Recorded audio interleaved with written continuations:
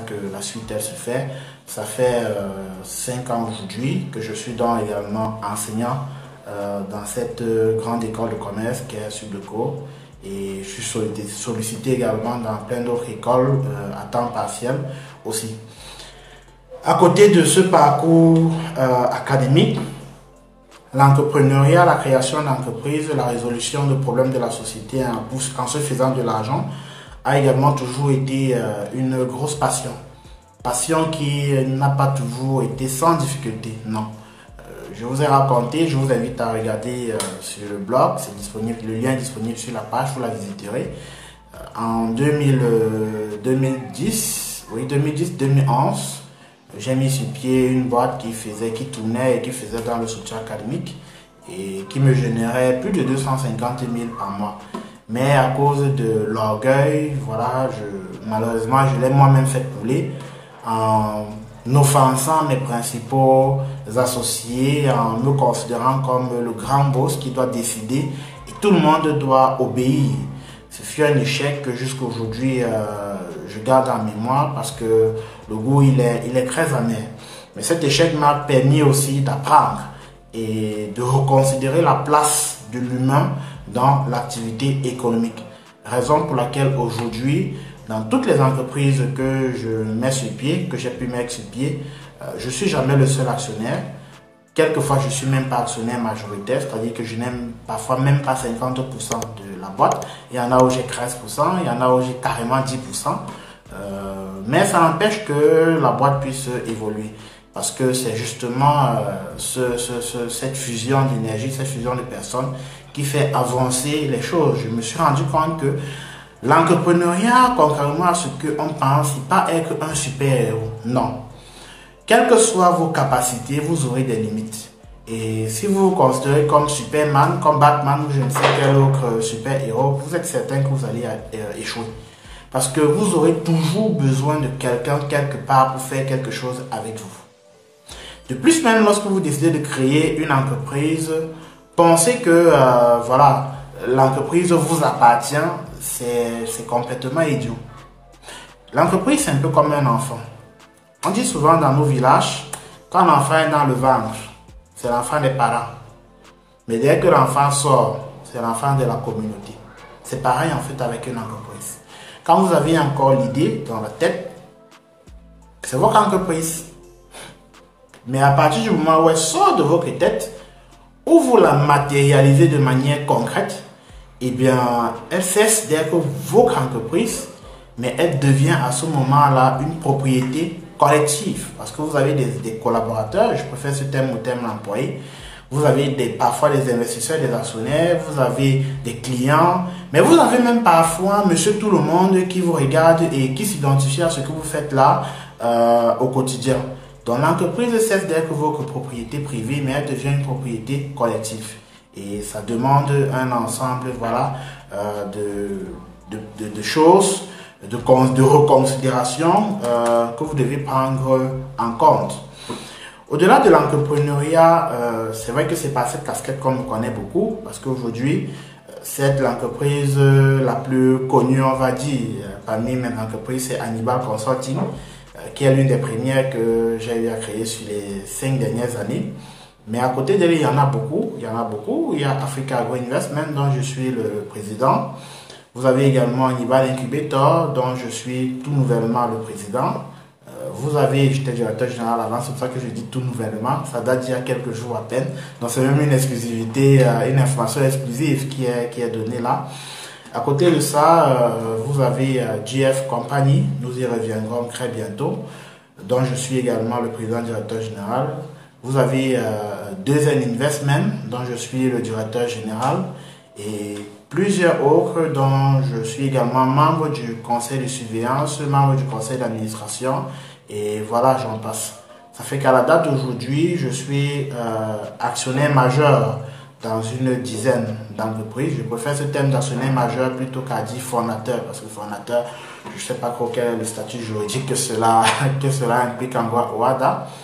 Et je suis dirigeant de 5 autres entreprises. C'était cas jusqu'à quelques temps, aujourd'hui je dis 5 autres entreprises. Et voilà.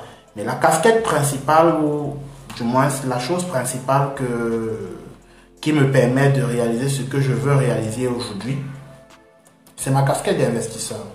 Parce que rapidement, je me suis rendu compte que vous ne pouvez pas atteindre la liberté financière si vous n'investissez pas. Absolument pas.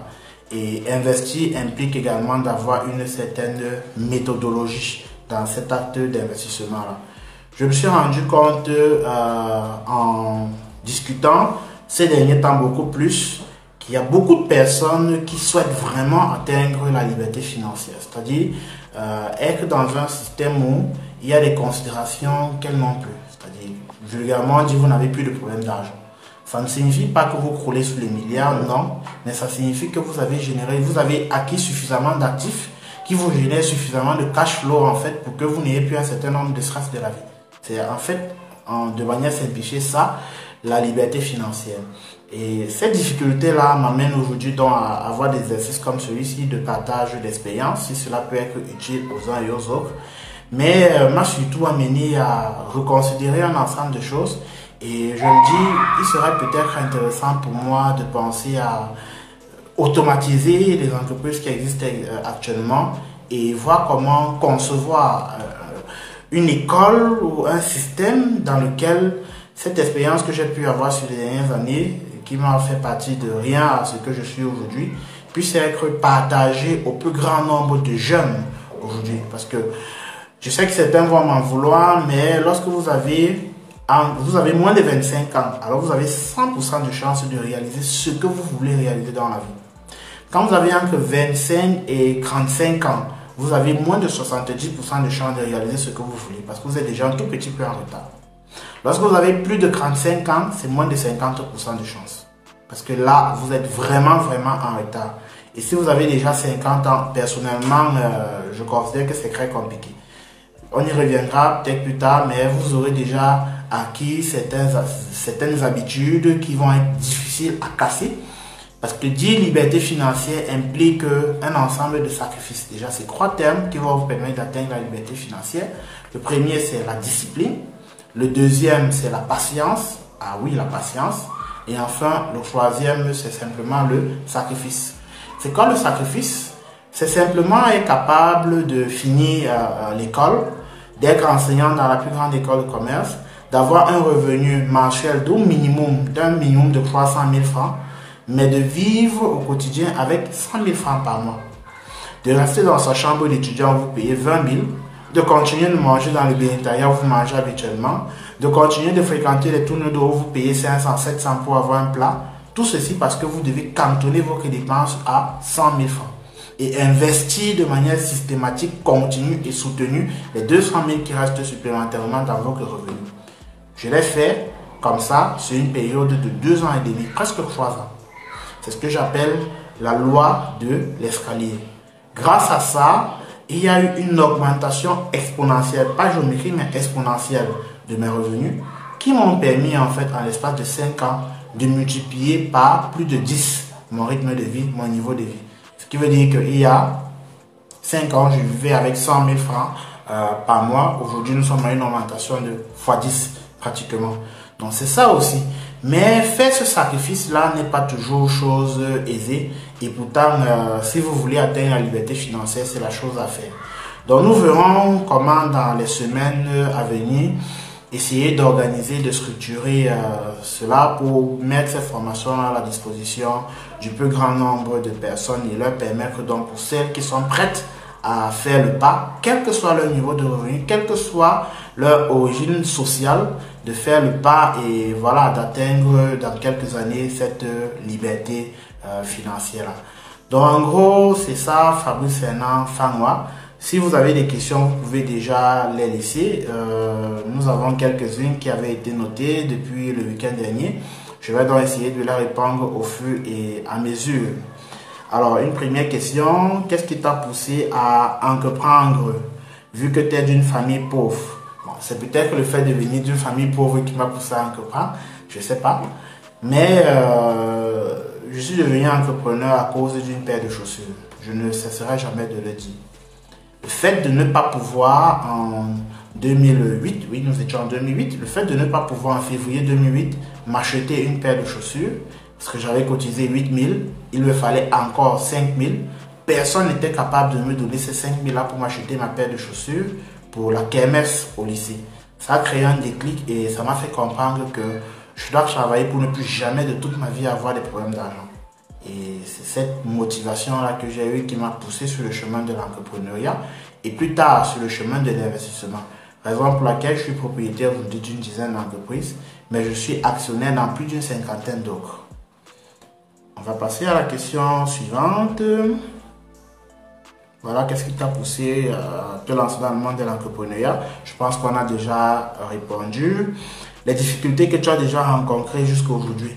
Faut dire que lorsqu'on décide d'être un entrepreneur au Cameroun, on ne rencontre que des difficultés. Ce qui veut dire que votre vie en fait est une difficulté. Vraiment, du matin au soir, ce n'est que des difficultés que vous rencontrez. Mais la manière dont vous prenez ces difficultés-là font d'elles soit des difficultés ou alors des opportunités. Je prends quelques cas de figure. Vous avez des investisseurs qui viendront, qui mettront des sous dans une boîte que vous avez montée et à la première turbulence, qui vous mettront toute la pression du monde. Ça, c'est une difficulté. Parce que vous devez produire le résultat et vous devez en même temps rassurer vos investisseurs. C'est vraiment compliqué. Autre difficulté, vous avez parfois des collaborateurs qui sont là, qui sont censés faire leur boulot, mais qui ne le font pas correctement. Qu'est-ce que vous faites? La carotte ou alors le bâton? Vous châtiez ou alors vous motivez? Extrêmement compliqué à gérer. Ça, c'est toujours des difficultés. Parfois, vous avez même des personnes que vous n'avez jamais rencontrées de toute votre vie, qui se lèvent un bon matin et qui estiment qu'elles ont quelque chose à dire par rapport à vos activités. Qui vont, puisque Facebook est devenu un criminel, déposer une plainte contre vous au tribunal de Facebook, vous accusez et vous condamnez en même temps en prononçant même déjà la peine de prison que vous devez faire. Et tout ceci sans jamais vous avoir rencontré, sans jamais avoir travaillé avec vous, même pas une seule minute. C'est aussi ça les difficultés que l'on rencontre dans l'environnement camerounais. Parce qu'il faut dire que nous sommes malheureusement habitués aux histoires de sang.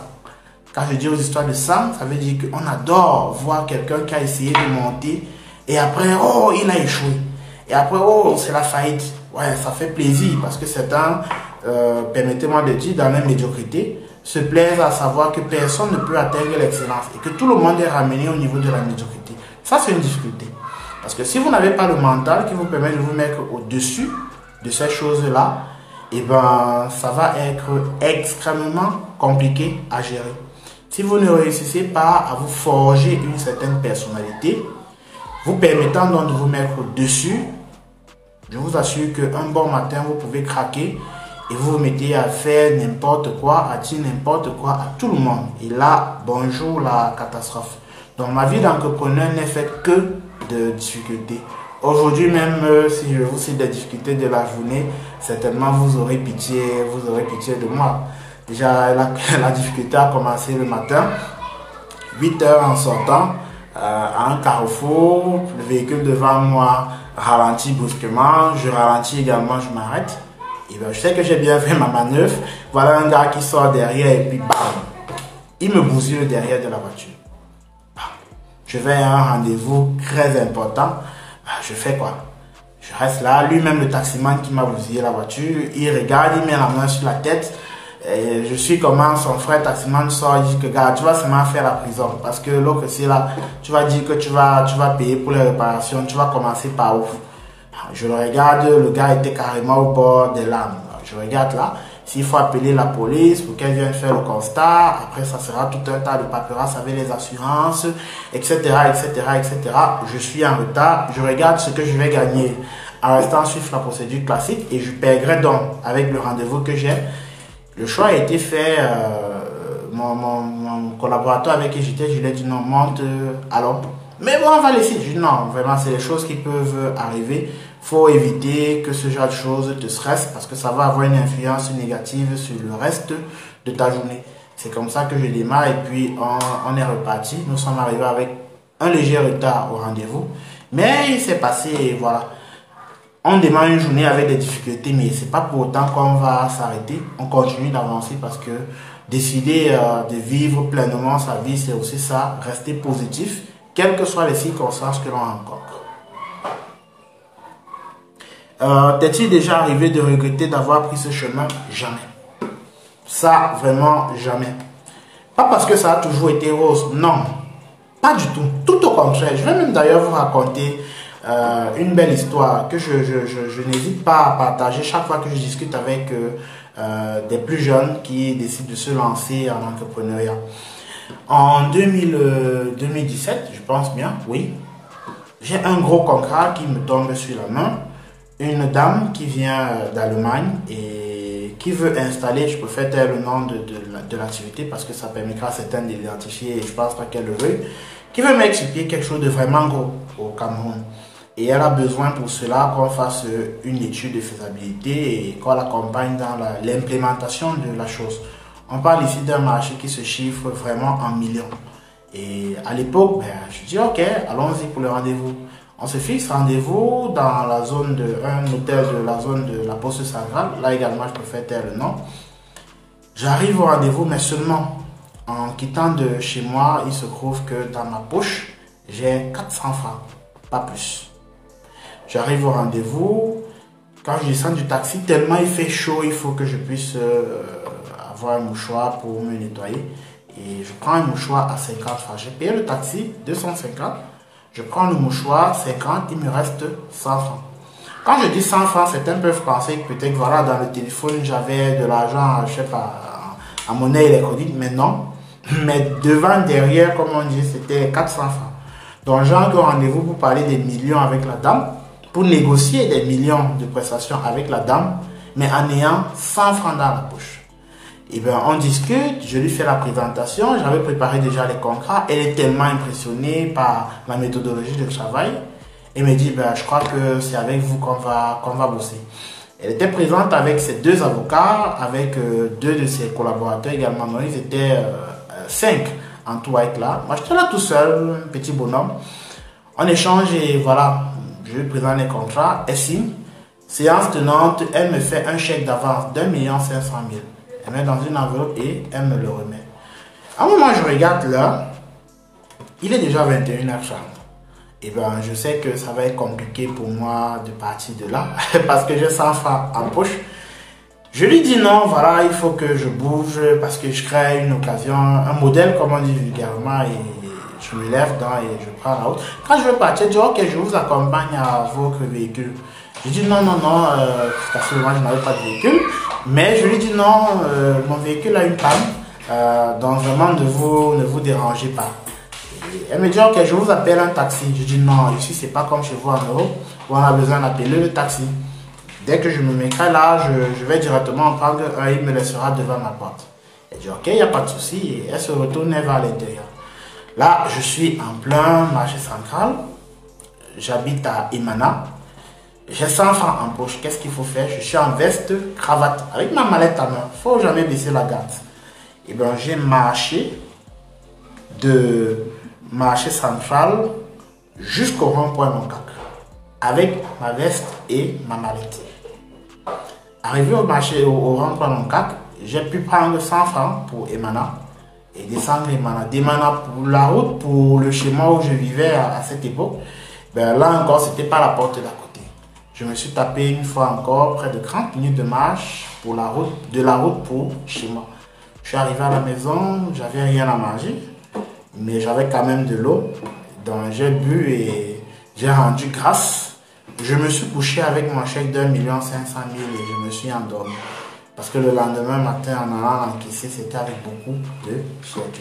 C'est aussi ça la vie d'un entrepreneur, les défis sont quotidiens et voilà. Mais on doit toujours être capable de les surmonter. Quelles leçons les éleveurs de Covid, quelles leçons les éleveurs de poulets peuvent-ils tirer après le passage de la pandémie, d'une pandémie comme le Covid? Eh bien, le Covid, c'est simplement la preuve que lorsque vous êtes en affaires, vous devez vous attendre à tous les scénarios. Quelqu'un l'a dit, être prêt, ce n'est pas espérer le meilleur, mais élaborer une stratégie capable de gérer le pire à n'importe quel prix. Voilà simplement ce que les éleveurs et tous les acteurs économiques, on va dire de manière générale, doivent savoir. Un choc, ça peut arriver à tout moment, un choc économique. Et quand ça arrive, vous devez avoir des pistes pour pouvoir le gérer. Ça veut dire que lorsque votre activité est très prospère, intégrez toujours dans un coin de votre esprit qu'il puisse arriver qu'à un moment, cette activité ne soit plus aussi prospère que ce qu'elle est. Et vous devez avoir des solutions qui vous permettent comme ça, voilà, de rebondir. Comment faire pour prendre sa retraite d'entrepreneur à 28 ans? Je crois que je vois déjà qui a posé cette question. Oui, parce que c'est pas 28 ans, j'ai pas 28 ans, j'ai 29 ans. J'ai pris une décision, c'est celle justement de prendre ma retraite dès la fin de cette année-ci. Ce qui veut dire que toutes les entreprises que j'ai créées, que j'ai mises sur pied, je veux les mettre en fait en pilotage automatique absolu pour ne plus être personnellement impliqué dans leur gestion quotidienne. J'estime que le boulot d'un entrepreneur, ce n'est pas de travailler pour son entreprise, non, mais que son entreprise travaille pour lui. Son boulot, c'est de concevoir un système, de parfaire le système, et une fois que le système a été rendu parfait, et bien l'entrepreneur, il peut laisser des managers cette fois-ci faire le boulot et continuer d'avancer. Donc dès la fin de cette année, j'ambitionne ne plus travailler, simplement pour me consacrer à ce que j'aime. Et ce que j'aime par-dessus tout, c'est voilà, le partage, l'enseignement et la formation. Donc voilà, comment est-ce qu'on fait pour être là en 29 ans, à 29 ans d'âge? Eh bien, discipline, patience et sacrifice. Ça m'a pris 5 ans en appliquant ma méthodologie. On y reviendra lors, je l'espère, lors de futures conférences. Mais c'est en appliquant cette méthodologie-là que j'ai réussi aujourd'hui à dire, voilà, j'ai 29 ans et je prends ma retraite dans quelques mois. Quand je dis dans quelques mois, il y a quelques semaines, nous avons eu dans le cadre de 3 entreprises en tout, des assemblées générales ordinaires, à l'occasion desquelles j'ai pu déposer officiellement ma démission au collège des actionnaires. Démission qui, pour certains cas, prendra effet dans 2 mois. Et pour d'autres, prendra effet au 31 décembre. Et j'ai la chance, la grâce et le bonheur aujourd'hui d'avoir des collaborateurs avec qui je travaille depuis plusieurs années, qui sont vraiment compétents et assez calés. Je parle comme ça, par exemple, de M. Xavier Yana, qui est l'actuel directeur général d'Hannibal Consulting, qui, je peux le dire, est le plus fin technicien que je connaisse, un esprit perspicace. Il sait exactement ce qu'il y a lieu de faire. Plusieurs fois, nous avons eu des divergences d'opinion et 9 fois sur 10, à la fin, je lui ai donné raison parce que son analyse était beaucoup plus intéressante par rapport à la mienne. Aujourd'hui, c'est lui qui prend les rênes de Hannibal Consulting.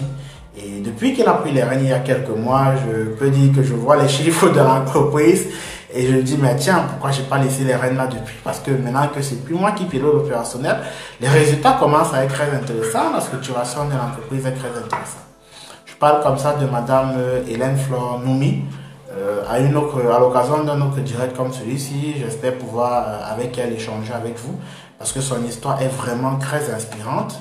Il y a 4 ans de cela, elle était, on va dire, dans une situation sociale et psychologique assez complexe, assez compliquée parce que mère célibataire, sans soutien, au bord de la dépression et qui veut vraiment démontrer qu'elle est capable de. Je commence à bosser avec elle. À l'époque, elle est assistante à assistante. Vous pouvez un peu comprendre.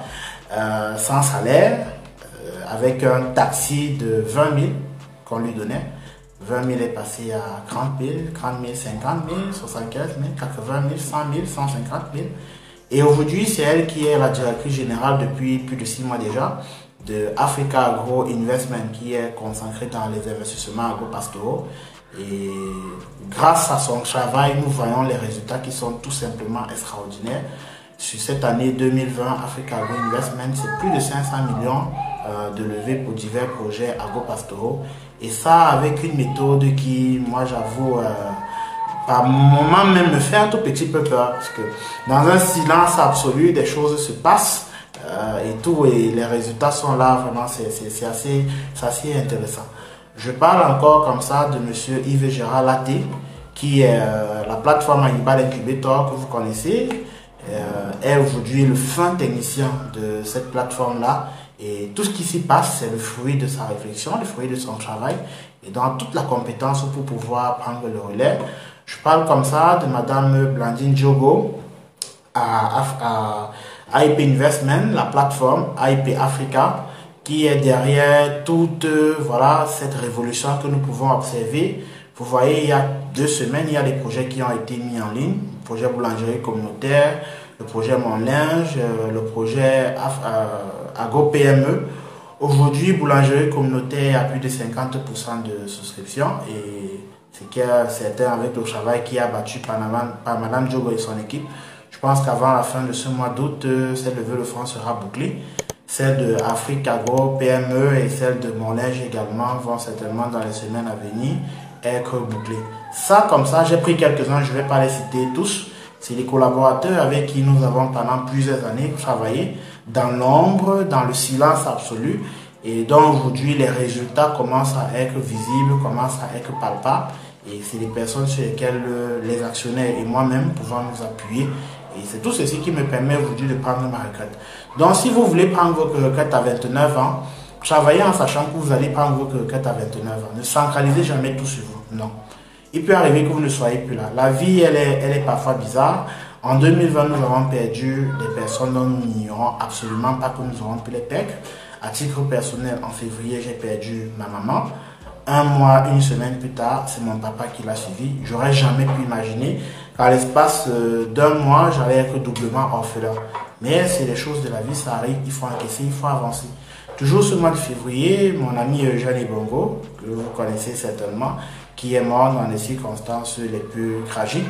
Personne n'aurait pu imaginer que cela aurait pu arriver. Je peux citer comme ça des dizaines et des dizaines d'autres personnes que nous avons perdues seulement en cette année 2020. Donc si vous centralisez tout sur vous, parce que vous dites c'est mon entreprise, non, il y a un problème parce que l'entreprise doit pouvoir suivre même à votre personne. Alors, comment évaluer une affaire pour ne pas perdre son temps et son argent? Bon, déjà, si vous avez peur de perdre de l'argent, vous n'en gagnerez jamais. C'est une règle vraiment de base. Parce que investir ou être entrepreneur, c'est prendre des risques.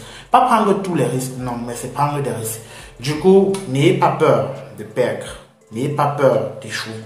N'ayez pas peur de mal faire, non. Quel que soit ce qu'on dit, quel que soit ce qu'on fait, n'ayez pas peur. C'est un peu comme lorsque quelqu'un apprend à conduire. Quand il arrive à un carrefour, il cale le moteur. Vulgairement dit, il emballe. Alors, c'est toutes les voitures autour qui vont commencer à klaxonner, faire du bruit, l'insulter et tout. Si vous laissez ce bruit-là influencer sur vous, vous n'allez jamais avancer, vous ne saurez jamais conduire. Il faut être capable de garder son calme, de faire abstraction du bruit qu'il y a autour de vous, de vous concentrer sur ce que vous savez faire et enfin d'avancer. Donc, voilà, c'est ça qui est parfois compliqué à mettre sur pied. L'environnement ne nous encourage toujours pas, c'est vrai. Mais sachez une chose, c'est dans les environnements les plus difficiles que les réalisations les plus extraordinaires sont faites. Aller aux États-Unis, aller en France, il n'y a plus rien d'intéressant à faire de ce côté-là. Mais par contre, en Afrique, au Cameroun, Niger, Sénégal, Côte d'Ivoire, Congo, tout à côté, Tchad, c'est là où tout en fait est à faire. Et ce n'est pas à quelqu'un d'autre de le faire, mais c'est à nous-mêmes de le faire. L'environnement ne doit jamais vous décourager, absolument pas. Il doit même plutôt être un facteur de motivation pour vous. Bien, une autre question. En étant juste employé et investisseur, peut-on atteindre la liberté financière? Oui. Oui, ça c'est une certitude. Parce que quel que soit le quadrant sur lequel vous vous positionnez, pour rappel, il y en a 4. Soit vous êtes un employé, soit vous êtes un travailleur indépendant, ce que j'appellerais un auto-entrepreneur. Ça veut dire que c'est vous l'entreprise en fait. Soit vous êtes un entrepreneur, un propriétaire d'entreprise, ou alors vous êtes un investisseur. Maintenant, il existe des méthodologies pour passer du statut d'employé au statut d'investisseur, ou pour cumuler le statut d'employé au statut d'investisseur. Je verrai comment dans les semaines à venir organiser des formations de masse là-dessus. Mais avant la formation de masse, dans quelques jours, c'est dans 2 semaines, oui, nous aurons une deuxième édition d'une formation d'élite pour investisseurs. La première édition s'était tenue déjà il y a 1 an avec une vingtaine, une trentaine, je ne sais plus exactement, de participants. Et la deuxième édition est annoncée dans les jours à venir. L'information exacte, elle va être communiquée très bientôt. À l'occasion de cette formation-là, j'explique comment, en fait, en étant un employé, peut-on faire pour devenir un investisseur.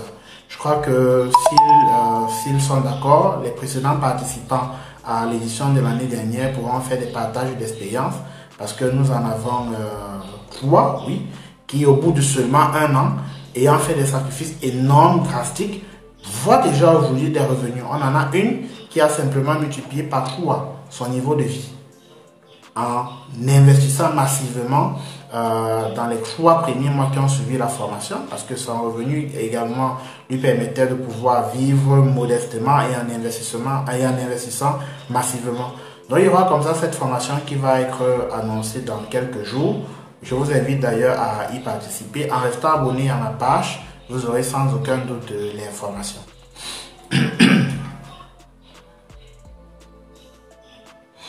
Ok, méthode de choix d'investissement. Alors, faut dire que c'est des techniques qui sont assez... il faut être assez calé. On ne se lève pas le matin pour dire voilà, j'investis ici, j'investis là-bas. Non, ça, c'est pas vraiment de l'investissement. À défaut de vous-même vous faire former, et je crois qu'on verra comment organiser des formations dans ce sens aussi, rapprochez-vous de professionnels. Vous avez par exemple le réseau AIP avec la constellation de cabinets autour, qui sont des professionnels de haut vote, qui vous présentent donc des opportunités d'investissement bien analysées, bien montées, avec des niveaux de rentabilité, de risque qui sont suffisamment bien maîtrisés, dans lesquels vous pouvez investir, et aux personnes professionnels auxquels vous pouvez poser toutes vos questions et avoir les réponses avant donc de passer à l'acte d'investissement à proprement parler.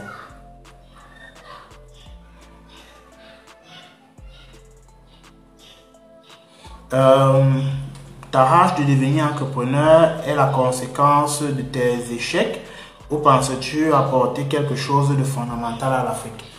Je sais que ma réponse va peut-être faire peur à certains, je préviens déjà, mais je suis conscient d'une chose, nous allons tous mourir. La mort est le seul événement certain, probabilité 100%. Lorsque vous venez au monde, la seule chose dont vous êtes sûr et certain, c'est que vous allez mourir. Ça peut être aujourd'hui, ça peut être demain, ça peut être dans 1 an, ça peut être dans 10 ans, ça peut être dans 30 ans. Personne ne peut savoir avec exactitude. Ça peut être dans 80 ans. Personne ne peut savoir avec exactitude.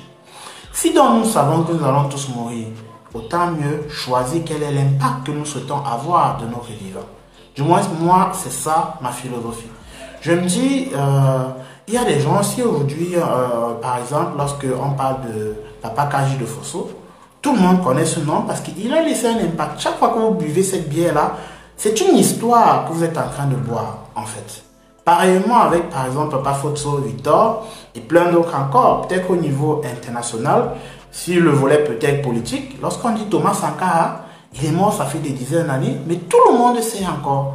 Lorsqu'on dit Muammar Kadhafi, tout le monde sait. Lorsqu'on dit Patrice Lumumba, tout le monde sait. Est-ce que c'était des hommes différents de nous? Absolument pas. Mais c'était des hommes qui vivaient selon des convictions et qui sont morts même pour la plupart pour ces convictions-là. Mais qui après leur mort continuent d'exister par le biais des idées qu'elles défendaient. Je me dis aujourd'hui, voilà, j'ai appliqué personnellement une méthodologie qui m'a permis d'atteindre la liberté financière. Lorsque je regarde à gauche, je regarde à droite, je vois la misère dans laquelle le monde croupit, les Camerounais croupissent, alors qu'il est possible à chacun d'atteindre sa liberté financière. Je me dis non, ça devient un devoir, un sacerdoce pour moi que de présenter cette méthodologie à chacun. Maintenant, une fois que l'information vous est donnée, vous faites le choix de la suivre, de l'appliquer ou alors de continuer à vivre comme vous voulez. Mais au moins, j'aurai la satisfaction de savoir que voilà, j'ai fait ce que j'avais à faire.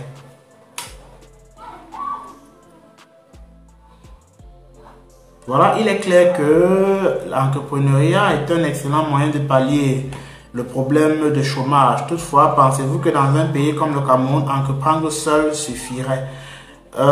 Entreprendre, oui. Mais le problème, c'est que nous entreprenons parfois mal. Malheureusement, il y a ce que j'appelle le phénomène de starpreneur. Ça veut dire qu'on ne se concentre pas à être des entrepreneurs, mais plus à être des starpreneurs. C'est-à-dire que le plus important, ce n'est pas de faire du chiffre d'affaires, ce n'est pas la performance de l'entreprise, mais c'est la visibilité, c'est le buzz. Et ça, je pense que ça fait beaucoup de mal à notre écosystème entrepreneurial. C'est mon opinion. Certains pourraient avoir une opinion différente. Se tenir et dire la même chose, faire ce que j'appelle faire le show et tout, c'est pas ça qui est utile. C'est pour ça que vous observez des entreprises qui vont naître, qui ne vont exister que sur Facebook. Et après, ils vont disparaître une fois que le promoteur n'aura plus assez d'argent pour sponsoriser ses publications sur Facebook. À la place, si nous prenons le temps, et ça prend vraiment du temps, de mettre sur pied des organisations bien structurées, bien organisées, qui peuvent de manière durable créer de la richesse, c'est ça qu'on appelle en fait entrepreneuriat. Mais comme cette approche-là demande de la discipline, demande de la patience et demande du sacrifice, très peu en fait sont capables de le faire, très peu sont même d'ailleurs disposés à le faire. La plupart ont cette conception très erronée de l'entrepreneuriat où voilà, je me lève un matin, je dis que j'ai créé mon entreprise et à peine j'ai dit j'ai créé mon entreprise, je vais commencer à voir l'argent qui va en créer, je vais me filmer, je vais mettre sur Facebook, je vais mettre CEO de parenthèse CEO, ça n'existe pas dans le WADA, c'était juste une parenthèse, je la refais.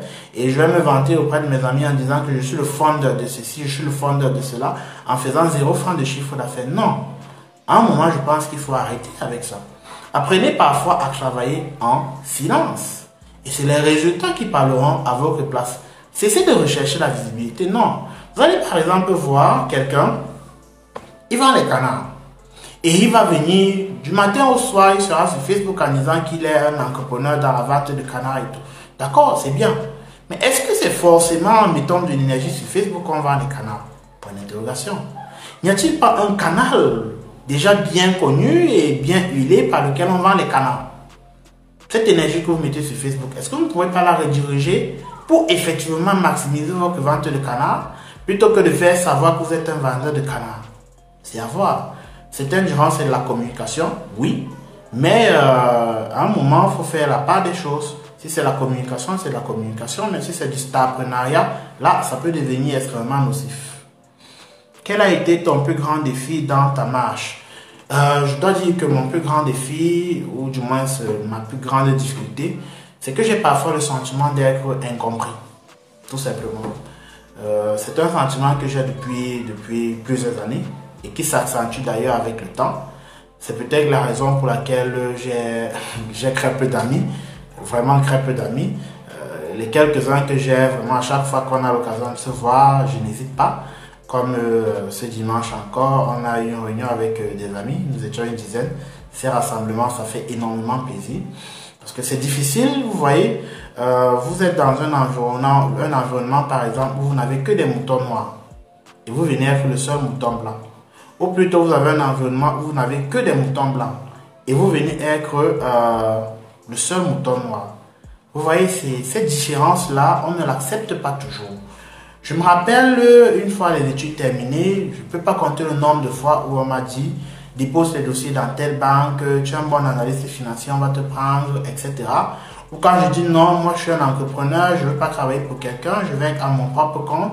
On me dit non mais tu es fou, tu es un rêveur et tout. Voilà, moi je me souviens, j'ai un ami, j'aime bien le railler aujourd'hui. À l'époque, lorsqu'on termine, il était dans une microfinance de la place, il avait plus de 350 000 de salaire, il louait un appartement de 150 000 et tout. Il me dit non, viens, je vais te positionner ici, tu vas avoir au moins ce 300 000 là, ce qui veut dire que d'ici 2 ans, 3 ans, tu peux être à 400, 500 000, donc tu vois que tu as un cadre supérieur et voilà. À un moment, tu vas avoir des bons de carburant, on va te donner une voiture de service, etc., etc. Je lui ai dit non, ça ne m'intéresse pas. Et il me dit, tu es fou. Je dis oui, je sais que je suis fou, mais permets-moi de rester dans ma folie. Parce que c'est cette folie-là également qui va me permettre d'atteindre un ensemble d'objectifs. 5 ans plus tard aujourd'hui, je pense que lui particulièrement, il a compris.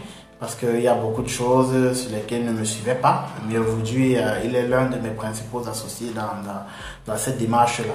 Donc, c'est ce sentiment d'incompréhension voilà, qui est compliqué. Vous vous sentez parfois seul. Ça, je vous l'assure, vous vous sentez vraiment seul. Et c'est dans ces moments que vous comprenez le besoin du soutien de la famille, le besoin d'avoir des amis fidèles, le besoin d'avoir également, on va dire, de l'amour au sens, voilà, nouvelas de la chose autour de vous, parce que c'est tout ça qui vous redonne de l'énergie pour pouvoir avancer. Donc voilà, je pense que j'ai fait, oui, j'ai fait le tour. Voilà une autre question. Es-tu actionnaire dans l'ensemble des entreprises pour lesquelles tu accompagnes à travers AIP? Non, pas toutes. Non, pas du tout. Ce n'est même pas une condition. Si je travaille avec vous, je vous accompagne, ce n'est pas obligatoire que je sois actionnaire dans votre entreprise. Je peux être actionnaire comme je peux ne pas être actionnaire, ce n'est pas une condition. Absolument pas. Là, je crois que j'ai vraiment fait le tour. Oui, j'ai vraiment fait le tour. Est-ce que nous avons des questions en ligne? Je crois que non. J'y ai déjà répondu. A également déjà répondu. Voilà, je crois que j'ai répondu à l'ensemble des questions. S'il y en a encore, si vous pouvez rapidement les mettre. Voilà, que diras-tu de la sécurité, sachant que le Cameroun, il n'y a pas de justice? Oui, c'est vrai, c'est vrai, l'environnement juridique au Cameroun n'est véritablement pas très propice aux investissements. Ça, c'est vrai, parce que la justice, c'est parfois compliqué. Mais je préfère toujours ne pas voir le côté, voilà, verre à moitié vide. Je préfère voir le verre à moitié plein. Parce que dites-vous bien que malgré ce climat qui n'est pas le plus excellent au monde, il y a des gens qui font des affaires. Ce qui veut dire qu'il y a une façon de gérer, une façon de faire avec ce système-là. Plutôt que de vouloir absolument le combattre, absolument le changer, ça vous demande tellement d'énergie. Moi, je ne suis pas un politicien, vraiment, j'espère ne jamais faire de politique de toute ma vie. Je suis un entrepreneur, je suis un investisseur. Ce qui veut dire que quand j'observe un environnement, j'apprends à connaître cet environnement-là et à savoir jouer avec cet environnement-là. Je crois que dans le cadre de la formation pour les investisseurs d'élite, qui sera donnée dans quelques semaines, nous allons aborder justement un aspect qui est celui de la maîtrise de l'environnement juridique du pays dans lequel vous investissez. Donc nous parlerons de l'environnement juridique camerounais, tant sur le plan fiscal que sur le plan, on va dire, judiciaire. Voilà, pour maîtriser, et même sur le plan commercial, maîtriser les différents rouages. Vous voyez, connaître le système et ensuite savoir jouer avec ce système-là, c'est extrêmement important. Parce que lorsque vous ne le faites pas, et bien vous mettrez le système à dos. C'est par exemple des procès que vous aurez à gauche et à droite, c'est par exemple ceci ou cela. Mais lorsque vous le maîtrisez, et bien vous pouvez le gérer. Vous pouvez donc faire des bonnes affaires, et je dirais même des très bonnes affaires, tout en restant protégé en fait. Comment devenir entrepreneur ou investisseur quand les moyens ne sont pas toujours à la portée? Eh bien, généralement, on se dit qu'il faut les moyens pour devenir entrepreneur, pour devenir investisseur, mais en fait, c'est faux. Pour devenir entrepreneur, par exemple, vous n'avez pas forcément besoin d'avoir d'argent. Moi qui vous parle, je vous invite encore à revisiter ma page. Vous verrez les liens vers les précédents articles que j'ai rédigés qui présentaient un peu voilà, ma vie, mon adolescence et tout. Lorsque je décide de devenir entrepreneur, j'ai 0 francs comme financement. Quand je dis 0 francs, c'est vraiment 0 francs. S'il m'a manqué 5 000 francs pour m'acheter une chaussure, vous pouvez imaginer. Mais vous avez une ressource qui vaut des centaines et des centaines et des centaines de milliards. C'est votre cerveau. Utilisez votre cerveau. Une fois que vous aurez appris à utiliser votre cerveau, vous constaterez que l'argent en fait ne sera plus un problème. Parce que quand le cerveau est bien utilisé, il attire l'argent, il attire le financement et le reste se fait. Mais si vous voulez d'abord avoir le financement avant d'utiliser votre cerveau, non. Et parfois, ne nous mentons pas, nous sommes quelquefois paresseux. C'est-à-dire, on s'assoit dans sa chambre, on ouvre son ordinateur, on tape un truc qu'on appelle business plan, ok? Et on se dit, on cherche le financement pour réaliser ce business plan-là. Ok, d'accord, c'est bien beau. Mais attendez, vous allez chercher parfois pendant 100 ans. Vous allez dire, je vais lever les fonds. Oh, ok, vous levez les fonds sur la base de zéro. C'est parfois compliqué. Qu'est-ce que vous-même vous avez déjà eu à faire? Si je veux construire un camion, je veux construire un avion, je commence par construire ces vélos en bois là, on appelait ça vulgairement le Moncom. Je ne sais pas quel est son nom scientifique. Donc je le dis comme ça là. Commencez à construire un Moncom. Et quand vous aurez construit un Moncom, vous pourrez dire, ouais, il a construit un mouton. Maintenant, il peut construire peut-être un vélo. On donnera 10 francs pour construire un vélo. Quand vous aurez fait un vélo, on verra, waouh, c'est très intéressant, on vous donnera 10 000 pour construire une moto. Ensuite, on vous donnera 1 million pour construire une voiture, etc., etc., etc. Donc, ne pensons pas que nous allons nous coucher, dormir juste parce qu'on a eu une idée, certains disent l'idée du siècle et tout. Non, votre idée, ça ne vaut que dalle. Si vous n'avez rien fait de véritablement concret pour pouvoir l'implémenter. Ne pensez pas que vous allez rouler carrosse dès le premier jour. Non, absolument pas. Si vous avez peur de mouiller le maillot, ça ne sert absolument à rien. Commencez au plus bas de l'échelle si cela s'avère nécessaire. Vous allez grandir, vous allez monter jusqu'à atteindre un certain niveau, en fait. Bon, je crois que là, nous avons fait le tour des différentes questions qui ont été posées. Je n'en vois plus, je pense donc qu'il n'y en a plus.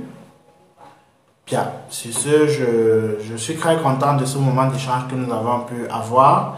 Je vais inviter les uns et les autres à, si ce n'est pas déjà le cas, vous abonner à ma page et à rester connectés également. Des informations très importantes vont vous être données dans les jours à venir, notamment sur les différentes formations qui vont être diffusées. Aujourd'hui, donner de mon énergie, donner de mon temps pour parler d'entrepreneuriat, pour parler d'investissement, mais surtout pour parler de liberté financière. Voilà. Je serai dans quelques mois en retraité. Donc on va dire qu'en tant que retraité, ça sera ça mon activité. Merci encore à tout le monde. Très bonne soirée. Portez-vous bien. Bon début de semaine.